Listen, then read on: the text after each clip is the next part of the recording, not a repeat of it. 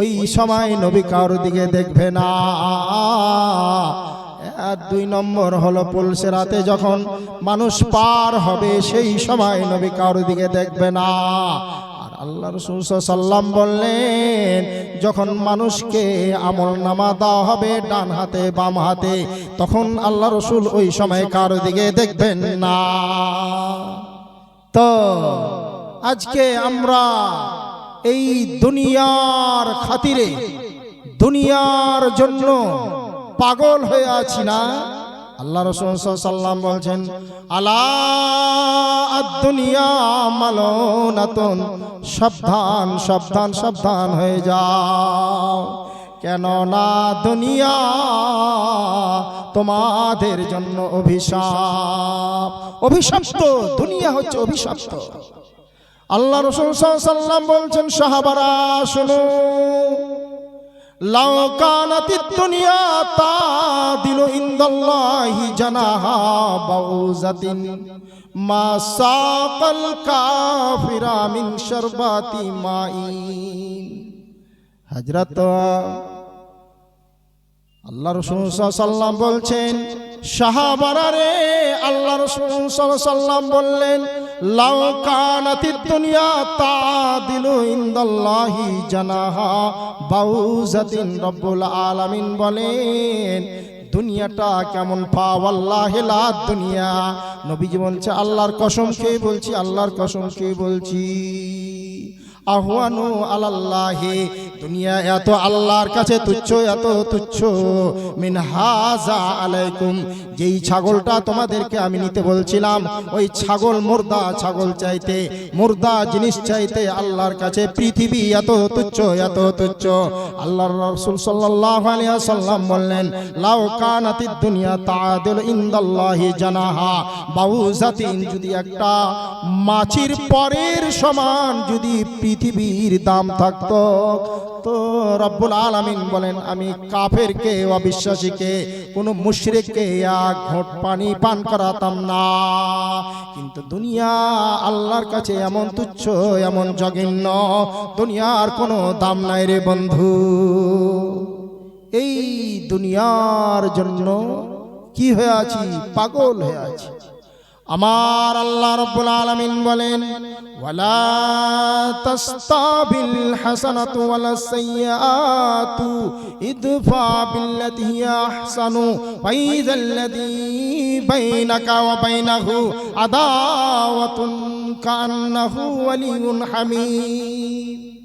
তো মানুষ এই যে সভা দেখছি, এই সভাতে যদি সভাপতি না থাকে, মানুষ যদি না বসে থাকে, সভার কোনো দাম থাকবে না।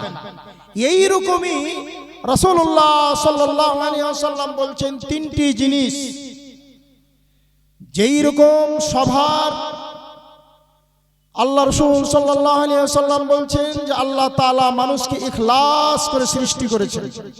তা আমি যেই কোনো কাজ করব, আমি জালসা করব, আমি মাদ্রাসায় পড়াবো, আমি নামাজ পড়ব, দান করব, যেই কোনো বিষয় আপনাকে ইখলাস লাগবে, সঠিক লাগবে, না হলে আপনার ইবাদত বেকার।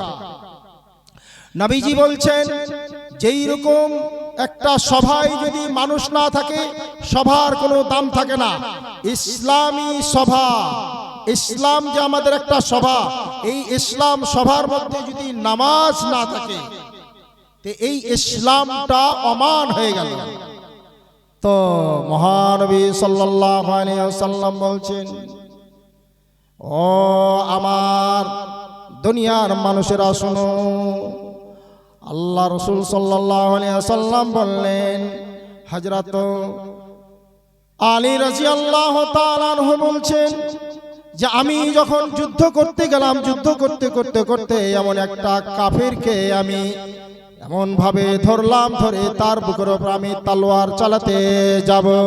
আর এই তলোয়ারটা যেমনই চালাবো, কাফেরকে এমন ভাবে ধরেছি, ওই কাফের কি করলো, আমার গায়ে থুতু চালিয়ে দিল। আর যেমনই থুতু চালিয়ে দিল বন্ধুরে, তখন আমি তলোয়ারটাকে মাটিতে ফেলে দিলাম।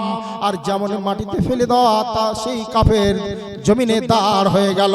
আর যেমনই দাঁড় হয়ে গেল সেই কাফের বলছে, আলী ব্যাপারটা কি, মাজেরাটা কি? কেন আপনি তো আমাকে মারতে পারতেন, কেন মারলেন না? কারণটা কি? আপনি তো এমন ভাবে ধরেছিলেন তালোয়ার আমার গলায় আপনি চালাতেন, এই সময় আপনি আমারকে ছেড়ে দিলেন, কারণটা কি? হযরত আলী রাদিয়াল্লাহু তাআলা আনহু বললেন, ও কাফের ভাই শোনো, কেন আপনাকে ছেড়ে দিলাম? এই যে আমি তোমাকে যদি আজকে হত্যাটা করে দিতাম রে ভাই, এই হত্যাটা আমার স্বার্থের জন্য হতো, আমার জন্য হতো। থুথু যে তুমি চালালছই, এই থুথুটা আমার গায়ে পড়েছে, আমার একটা ভীষণ রাগ হয়েছে। এই রাগের চোটে যদি তোমাকে আমি কাতাল করে দিতাম, হত্যা করে দিতাম, তাহলে কাল কিয়ামতের কোটে আমার রব আমাকে জিজ্ঞাসা করতেন, ও আলী বলো তো, অমুক দিন অমুক তারিখে যে তুমি যুদ্ধ করেছিলা, ওই লোকটাকে যে তুমি মারেছিলা, হত্যা করেছিলা, সেই কার জন্য করেছো? আলী বলো তো, সেই দিন আল্লাহকে আমি কি জবাব দিতাম? আমার ইখলাস সব শেষ হয়ে যেত, ইখলাস আমার খাঁটি যে যুদ্ধ হত্যা করতাম সেটা আমার বরবাদ হয়ে যেত, আমি আল্লাহর কাছে কোনো জবাব দিতে পারতাম না। তখন সেই কাফের বন্ধুরে সঙ্গে সঙ্গে মুসলমান হয়ে গেল। কিসের কারণে? চরিত্রের কারণে।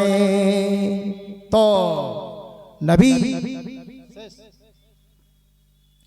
তো কি বলছিলাম, মহানবী সাল্লাল্লাহু আলাইহি ওয়াসাল্লাম মানুষকে যে উপদেশ দিয়ে গিয়েছেন, যে কথাগুলো বলে গিয়েছেন, সেগুলো কিন্তু বন্ধুরা আমার, ভাইরে আমার, খাঁটি, একটাও ভেজাল নয়। তো যেই কথাগুলো বললাম আপনারা, তো যাকে আমার টাইম ছিল 1.5 ঘন্টা। তো আল্লাহ রাব্বুল আলামিন বলেন, পৃথিবীর মানুষ, তোমাদেরকে আমি এই যে পৃথিবীতে পাঠালছি শুধু খাওয়া আর দাওয়ার জন্য নয়। আফা হাসিবতুম আন্নামা, এই তোমরা এটা গুমান করিও না যে আমরা মানে বেকার এসেছি পৃথিবীতে, এরকম নয়। আল্লাহর আমাদেরকে কি করতে হবে? উপাসনা করতে হবে, আল্লাহর আমাদেরকে ইবাদত করতে হবে। যদি নাম করি তাহলে কাল কিয়ামতের কোটে আমাদেরকে আল্লাহ তাআলা ধরবে। তাই আমি একটা ছোট্ট দুটি কথা বলে শেষ করে দিচ্ছি। কার তরে